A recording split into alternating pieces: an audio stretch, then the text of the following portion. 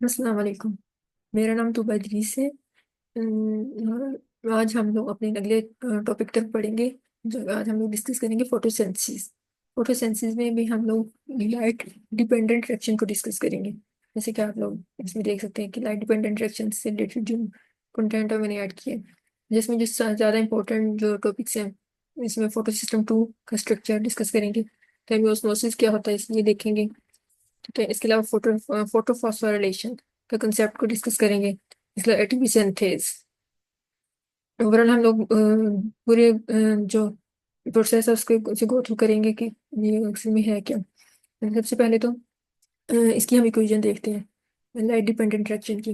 अब light dependent reaction जो है उसको लाइट डिपेंडेंट रिएक्शन इसलिए बोलते हैं क्योंकि इसके लिए सनलाइट का होना जरूरी है। सनलाइट होगी तो ही ये आगे प्रोसीड करेगा। इसी तरह से जो नेक्स्ट साइकिल होता है उसको हम केल्विन साइकिल बोलते हैं और लाइट इंडिपेंडेंट रिएक्शन बोलते हैं। लाइट इंडिपेंडेंट रिएक्शन इसलिए बोलते हैं, इस वजह से नहीं बोलते कि वो डार्क में होता वो भी लाइट की मौजूदगी में, लेकिन उसमें उसको लाइट की जरूरत नहीं होती। बल्कि लाइट लाइट डिपेंडेंट रिएक्शन में जो हमारे पास प्रोडक्ट्स आते हैं, जैसे कि हमारे पास आता है इसमें हमारे पास आता है एटीपी। ATP plus NADPH। ये दो प्रोडक्ट्स हैं जो कि हमें लाइट डिपेंडेंट रिएक्शन में मिलते हैं। लाइट डिपेंडेंट रिएक्शन में, ठीक है। ये दोनों आगे हमारे पास कंज्यूम होते हैं लाइट इंडिपेंडेंट रिएक्शन में। लेकिन ये लाइट पे डिपेंडेंट नहीं होता, इसलिए हम लोग लाइट इंडिपेंडेंट रिएक्शन बोलते हैं इसमें। लेकिन आज हमारा फोकस जो है लाइट डिपेंडेंट रिएक्शन में होगा। ओके, सबसे पहले हम इसकी इक्वेशन देखते हैं। इक्वेशन में सबसे पहले हमें इसमें क्या है कि हमें CO2 चाहिए। जो एक प्लांट है, ठीक है, वो क्या करेगा कि अपने इन्वायरमेंट से, अपने एटमोसफेयर से वो क्या लेगा, CO2 लेगा। ठीक है, और प्लस वाटर लेगा। जैसे आप इक्वेशन में देख सकते हैं, CO2 और वाटर लेगा। उसके बाद क्लोरोफिल के ऊपर सनलाइट फोटॉन्स जो आके स्ट्राइक करेंगे सनलाइट की प्रेजेंस में। फिर इससे क्या हमें मिलेगा, एक तो शुगर बनेगी, हमारे पास शुगर आएगी।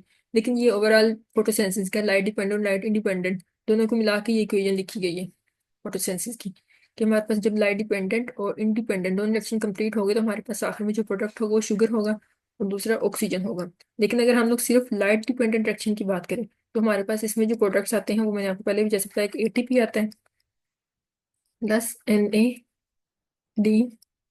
आते हैं। ये दो प्रोडक्ट्स आते हैं, ठीक है। आगे हम लोग देख लेते हैं। अच्छा, ये सब जो लाइट डिपेंडेंट रिएक्शन है ये कहाँ हो रहा होता है। ये देखिए क्लोरोफिल है। प्लांट जो है उसके अंदर एक पिगमेंट होता है जिसे हम क्लोरोफिल बोलते हैं, क्लोरोप्लास्ट बोलते हैं। सॉरी, क्लोरोप्लास्ट जो है एक ऑर्गेनेल है, ठीक है। क्लोरोप्लास्ट जो है, अब ये इसका स्ट्रक्चर आप देख सकते हैं कि ये जो है थाइलाकोइड, ये वाला जो है थाइलाकोइड मेम्ब्रेन्स है। ये एक जो है ना ये वाली जो सिंगल है इसका हम थाइलाकोइड मेम्ब्रेन बोलेंगे, ठीक है।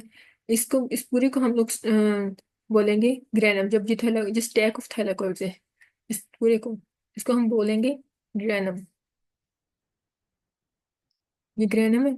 और जो ये थाइलाकोइड की जो अंदर वाली स्पेस है ना जो लाइट ग्रीन कलर की है, इसको हम बोलेंगे ल्यूमन। जैसे कि यहाँ पे मेंशन है, ये ल्यूमन है जो खाली स्पेस है, इसको ल्यूमन बोलेंगे, ठीक है। और जो बाहर जो है ये स्ट्रोमा है। जो बाहर होता है वो स्ट्रोमा होता है और जो अंदर वाली स्पेस होती है उसको हम ल्यूमन बोलते हैं। इस तरह ये इनर बाउंड्री मेम्ब्रेन, क्लोरोप्लास्ट की आउटर बाउंड्री मेम्ब्रेन। ओके। अच्छा, अब ये वाला जो रिएक्शन है जैसे आप ये नीचे देख सकते हैं, अ, ये वाला ये वाला जो रिएक्शन है ये कहाँ हो रहा होता है, ये हो रहा होता है थाइलाकोइड मेम्ब्रेन में। जो थाइलाकोइड की मेम्ब्रेन है इसके अंदर ये वाला रिएक्शन अकर हो रहा होता है, ठीक है। अब हम आगे इसको भी डिस्कस करते हैं कि ये कैसे होता है। ठीक है, अब इसमें कुछ चीज़ें इंपॉर्टेंट है जो कि आप लोग अक्सर आप लोग टेक्स्ट बुक्स में पढ़ते होंगे कि सबसे पहले क्या होता है। अब इसमें डिफरेंट ये जो है थाइलाकोइड मेम्ब्रेन, इसके अंदर डिफरेंट कंपोनेंट्स हैं। जहाँ पे ये पूरा जो कंपोनेंट्स है जिसमें ये लाइट रिएक्शन हो रहा होता है। अब सबसे पहले क्या है कि इसमें है फोटो सिस्टम 2। फोटो सिस्टम जो मेजर रोल प्ले कर रहे होते हैं इस लाइट रिएक्शन में। उसके बाद प्लास्टिक यूनियन, साइटोक्रोम कॉम्प्लेक्स, उसके बाद प्लास्टोसाइनिन, फोटो सिस्टम 1, ये सारे जो है वो कंपोनेंट्स हैं इसके थाइलाकोइड मेम्ब्रेन के, ठीक है। अब क्या होता है कि सब जो लाइट है ये लाइट डिपेंडेंट रिएक्शन है। लाइट की प्रेजेंस में होगा जो लाइट है, ये फोटोन्स है जब आके सबसे पहले स्ट्राइक करते हैं फोटो सिस्टम 2 को। और फोटो सिस्टम 2 को स्ट्राइक करते हैं तो आमतौर पर टेक्स्ट बुक्स में या आप कोई और बुक कंसल्ट करेंगे, अक्सर बुक्स में ये लिखा होता है कि लाइट की वजह से जो वाटर मॉलिक्यूल्स जो स्प्लिट होते हैं। हालांकि ऐसा नहीं है। ये की पॉइंट है कि लाइट की वजह से वाटर मॉलिक्यूल्स स्प्लिट नहीं होते। इसकी हम पहले फोटो सिस्टम 2 जो है इसका स्ट्रक्चर देख लेते हैं। जैसे ये वाला स्ट्रक्चर जो है ये फोटो सिस्टम 2 है, ये फोटो सिस्टम 2 है। ये आपके अंडरस्टैंडिंग के लिए ऐड किए। हम्म, हम्म। अब इसमें फोटो सिस्टम 2 जो है इसके आगे इसमें डिफरेंट मॉलिक्यूल्स हैं, जैसे क्यूनोन है, CP43 है, क्लोरोफिल ए जो है सबसे इम्पोर्टेंट जो है वो इसमें मॉलिक्यूल होता है। Beta carotene, water oxidation site है, मैंगनीज सेंटर है, D2 है, फियोफाइटिन है और D1 है। ठीक है। अब क्लोरोफिल ए जो अब क्या होता है कि जब लाइट आके फोटो सिस्टम 2 के ऊपर स्ट्राइक करती है तो ये जो डिफरेंट मॉलिक्यूल्स हैं इनमें रेजोनेशन स्टार्ट हो जाती है, जिसको हम इत्तेहाश भी बोलते हैं। जैसे आपने एक्सपेरिमेंट किया होगा कि क्लोनिंग फोक है, जब हम उसको हाथ के ऊपर मारते हैं तो वो रेजोनेट करना शुरू कर देता है, जू की आवाज आती है। बिल्कुल इसी तरह जब हम लाइट इसके ऊपर आके स्ट्राइक करती है तो ये वाइब्रेट करना शुरू कर देते हैं। और वाइब्रेशन से क्या होता है कि ये जो वाटर ऑक्सीडेशन साइट है यहाँ पे जो है वो कुछ ये हमेशा इसमें इलेक्ट्रॉन्स रहते हैं, ये अपने अंदर इलेक्ट्रॉन्स रखते हैं। वो इलेक्ट्रॉन्स जो है वो पहले ग्राउंड स्टेट में होते हैं, तो जब वो रेजोनेट करते हैं तो इसके अंदर इनके अंदर एनर्जी आ जाती है। वो इलेक्ट्रॉन्स एक्साइटेड स्टेट में चले जाते हैं। जब वो एक्साइटेड स्टेट में चले जाते हैं तो यहाँ पे जो इलेक्ट्रॉन्स हैं वो ट्रैवल करके ऊपर चले जाते हैं फ्यूफाइटीन में। अब फ्यूफाइटीन जो है वो प्राइमरी इलेक्ट्रॉन रिसेप्टर है। फ्यूफाइटीन यानी जब फोटो सिस्टम 2 में जो प्राइमरी इलेक्ट्रॉन रिसेप्टर ऑफ फ्यूफाइटिन है, सबसे पहले इलेक्ट्रॉन जो फ्यूफाइटिन के पास जाते हैं। ठीक है। तो अब ये वाली साइड खाली होगी, वाटर ऑक्सीडेशन साइड जो है यहाँ पे तो अब कोई इलेक्ट्रॉन्स नहीं है। अब इसको अपने पास इलेक्ट्रॉन्स चाहिए तो फिर क्या होता है, इस स्पेस को फिल करने के लिए वाटर मॉलिक्यूल्स जो होते हैं, वाटर मॉलिक्यूल्स है वो स्प्लिट होते हैं और इलेक्ट्रॉन्स जो इसके अंदर आ जाते हैं, मतलब दोबारा से फिल हो जाते हैं। इस तरह वाटर की स्प्लिटिंग होती है। मतलब लाइट की वजह से क्या होता है कि रेजोनेंस होंगी, रेजोनेंस की वजह से इलेक्ट्रॉन्स एक्साइटेड स्टेट में जाएंगे, एक्साइटेड स्टेट में जाकर फियोफाइटिन में चले जाएंगे और इसके बाद वाटर मॉलिक्यूल्स की स्प्लिटिंग होगी और दोबारा से हमारे पास ये वाले यहाँ पे इलेक्ट्रॉन आ जाएंगे। ठीक है। उसके बाद अब हम आगे देखते हैं कि इसमें क्या होता है। जब फियोफाइटिन के पास आ जाते हैं तो यहाँ पे रेजोनेट करेंगे और फिर इनकी एनर्जी लेवल थोड़ा कम होगा। एनर्जी लेवल क्योंकि ये जो सारे मॉलिक्यूल्स हैं इनके डिफरेंट एनर्जी लेवल्स हैं। प्लास्टिक यूनियन के एनर्जी लेवल कुछ और होगा, साइटोक्रोम कॉम्प्लेक्स का कुछ और होगा। तो ये अपनी एनर्जी लेवल जो उनके अकॉर्डिंग ही इन्होंने इसमें ट्रैवल करना है। जो इलेक्ट्रॉन ट्रांसपोर्ट चेन है इसमें इसमें ट्रैवल करेंगे। फ्यू फाइटिन से फिर ये जाएंगे प्लास्टिक यूनियन में। प्लास्टिक यूनियन है। अब प्लास्टिक यूनियन में क्या होगा कि प्लास्टिक यूनियन जो है इसके जो बॉटम है ना, इसके बॉटम में होता है इलेक्ट्रॉन एक्सेप्टर साइट है। इसने इलेक्ट्रॉन को एक्सेप्ट करना है। अब क्या होता है कि इसके जो टॉप पे ये प्रोटॉन्स जो होते हैं अटैच होते हैं। अब ये इलेक्ट्रॉन से ट्रैवल करके इसके अंदर आना है प्लास्टिक यूनियन में। तो प्लास्टिक यूनियन में क्या होगा कि ट्विस्ट करेगा। जब ये ट्विस्ट करेगा तो इलेक्ट्रॉन को अपने अंदर ले लेगा और ट्विस्ट करने की वजह से जो ये स्ट्रोमा है, ये वाली जो स्पेस है ये है स्ट्रोमा। ठीक है। यहाँ से जो इसके ऊपर हाइड्रोजन आयंस लगे हुए थे या जो प्रोटॉन्स लगे हुए थे, ट्विस्ट करने की वजह से ये अंदर ल्यूमन में आ जाएंगे। ये है थाइलाकोइड स्पेस, यानी कि इसकी जो ल्यूमन होती है, अंदर वाली जो स्पेस होती है, जैसे मैंने आपको पहले बताया था। तो यहाँ पे क्या होगा कि हाइड्रोजन आयंस की कंसंट्रेशन ज़्यादा हो जाएगी। ठीक है। इसी तरह फिर प्लास्टिक यूनियन से ये इलेक्ट्रॉन कुछ देर वाइब्रेट करते रहेंगे। फिर आगे इनकी एनर्जी लेवल जब साइटोक्रोम कम्प्लेक्स के साथ मैच होगा तो ये साइटोक्रोम कम्प्लेक्स में चले जाएंगे। इसी तरह वहाँ वो भी इस तरह ट्विस्ट करेगा। ठीक है। तो इसके ऊपर जो हाइड्रोजन आयंस लगे हैं वो भी जब ट्विस्ट करेगा तो इलेक्ट्रॉन्स इसके अंदर आ जाएंगे और हाइड्रोजन आयंस जो है वो इसके स्ट्रोमा से न्यूमन में आ जाएंगे। ठीक है। इसमें भी इसके अंदर मजीद हाइड्रोजन आयंस की कंसंट्रेशन बढ़ गई। फिर उसके बाद फिर कुछ देर यहाँ पे रेजोनेट करेंगे, वाइब्रेट करेंगे और फिर प्लास्टोसायनिन पे चले जाएंगे। यही जो पहले प्लास्टिक यूनियन और साइटोक्रोम कॉम्प्लेक्स में हुआ वही प्लास्टोसायनिन में होगा कि वो कुछ देर जो है वो ट्विस्ट वो वहाँ ट्विस्ट करके इस प्लास्टोसायनिन ट्विस्ट करेगा और इलेक्ट्रॉन्स जो है अपने अंदर सेप्ट करेगा और हाइड्रोजन आयंस जो है इसके अंदर ऊपर भी हाइड्रोजन आयंस लगे होते हैं। ये थाइलाकोइड स्पेस में आ जाएंगे यानी कि ल्यूमन में। अब देखें थाइलाकोइड स्पेस जो है अब इसमें प्रोटॉन्स की कंसंट्रेशन काफ़ी हाई होगी है। फिर यहाँ से ट्रैवल करके जाएंगे फोटो सिस्टम 1 में।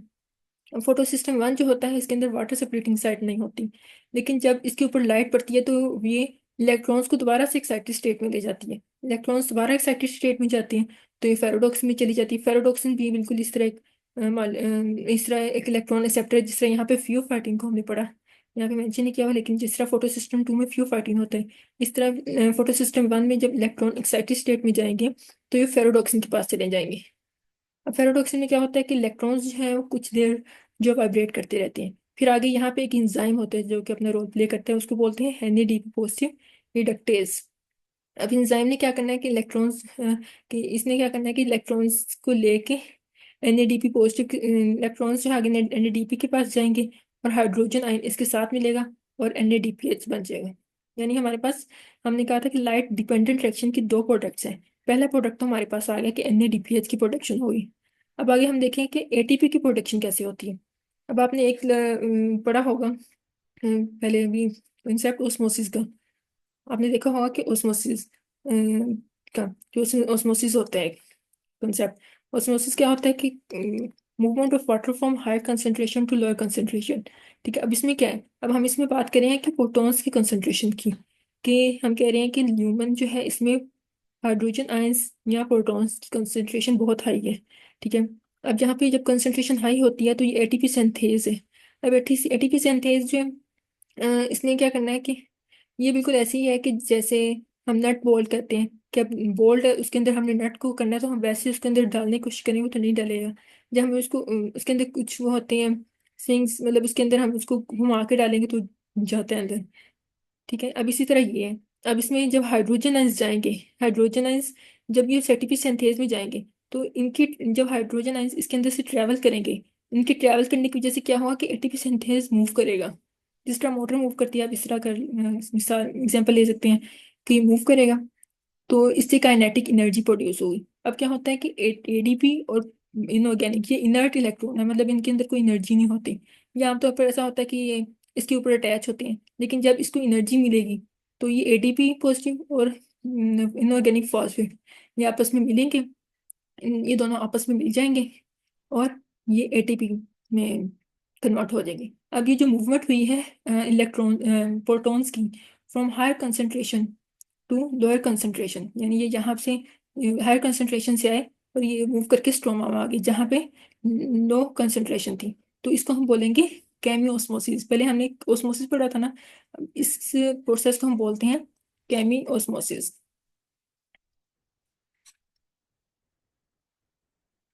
केमियोस्मोसिस, ठीक है।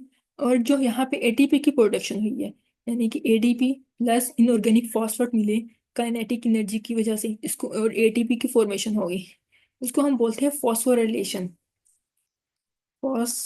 फॉस्फोराइलेशन। ओके। अब ये जो, अब हम इसको फोटोफॉस्फोराइलेशन की बोलते हैं। फोटोफॉस्फोराइलेशन हम इसलिए बोलते हैं क्योंकि ये फोटोसेंसिस में होता है। फोटोसेंसिस में लाइट की प्रेजेंस में ये सब कुछ हो रहा है, तो इसको हम लोग बोलते हैं फोटो फोटोफॉस्फोराइलेशन। देखिए इस तरह ऑक्सीडेटिव फॉस्फोराइलेशन भी होती है, वो हम आने वाले नेक्स्ट टॉपिक्स में पढ़ेंगे।